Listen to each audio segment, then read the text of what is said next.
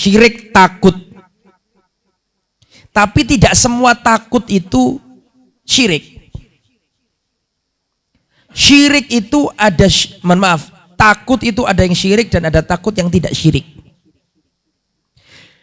Contoh syirik yang, mohon maaf, contoh takut yang tidak syirik. Misalnya al-khauf minal hayawan al-muftarish. Takut dari binatang buas. Ini enggak syirik. Saya takut dengan singa, ada ular saya takut, ada cicak. Takut apa jijik itu? Ya terserah lah, sama aja takut sama jijik sebenarnya.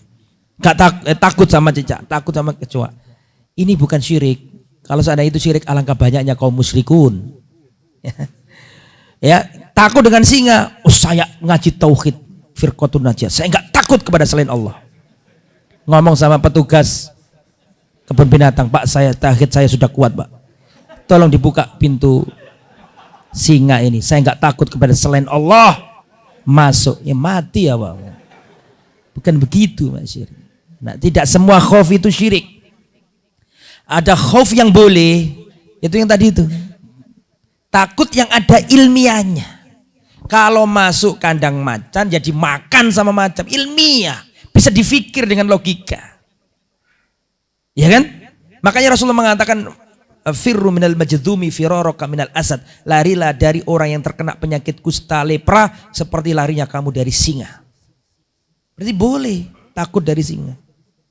Itu khauf yang alami, natural, boleh. Bukan syirik. Ya.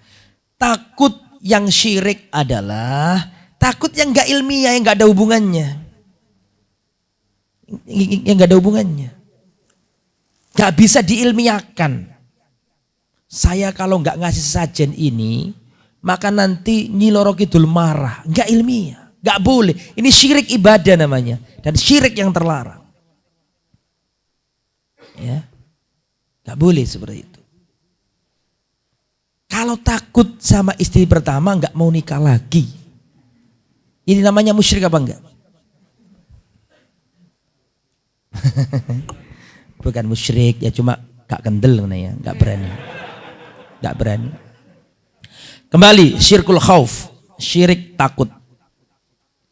Al-i'tiqad bi anna li ba'dil awliya wal amwat awil ghaibin tasarrufan wa darara. Saya termasuk syirik khauf adalah meyakini bahwa sebagian para wali dan orang-orang yang sudah mati, ada orang-orang yang sudah ghaib, mempunyai tindakan-tindakan khusus yang bisa membahayakan.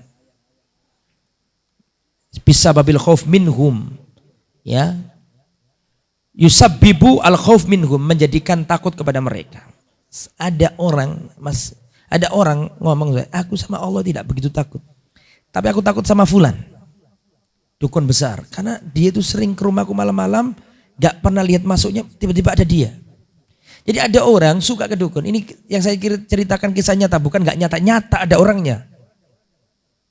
Dia tuh seneng sama dukun satu ini. Dia sering ke situ, kita nasihati jangan. Kamu akan ditipu sama dia. Dia sampai ngomong, saya tuh takut sama. Saya pernah di rumah itu tiba-tiba ada dia. Saya nggak tahu masuknya di mana, ada dia. Takut. Makanya jangan berteman sama dukun. Wong nek senengane nang dukun, penyakitnya mesti aneh. Ada orang sakit dikit-dikit bawa ke dukun. Lihatnya, sakitnya kan nggak akan berpisah dari dia, terus kena sakit itu. Dibuat mainan sama dukun. Ya jangan. Ya, syirkul khauf, takut, syirik karena ketakutan. Nah ini nggak boleh. Takut kepada sesuatu melebihi takutnya kepada Allah. Nah ini tidak diperbolehkan. Kemudian, alaihissallahu bikafin abdahu yukhawifunaka billadhi min dunihi. Allah cukup bagi kalian, bagi hambanya, mereka menakut-nakutimu wahai Muhammad. Tapi cukuplah kamu punya Allah Subhanahu wa taala.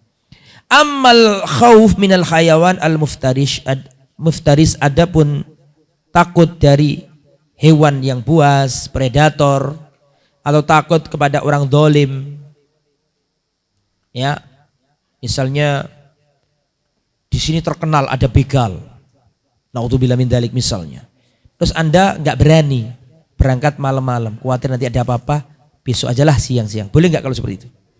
Tidak apa, ilmiah. Orang dolim itu ada. nggak apa-apa.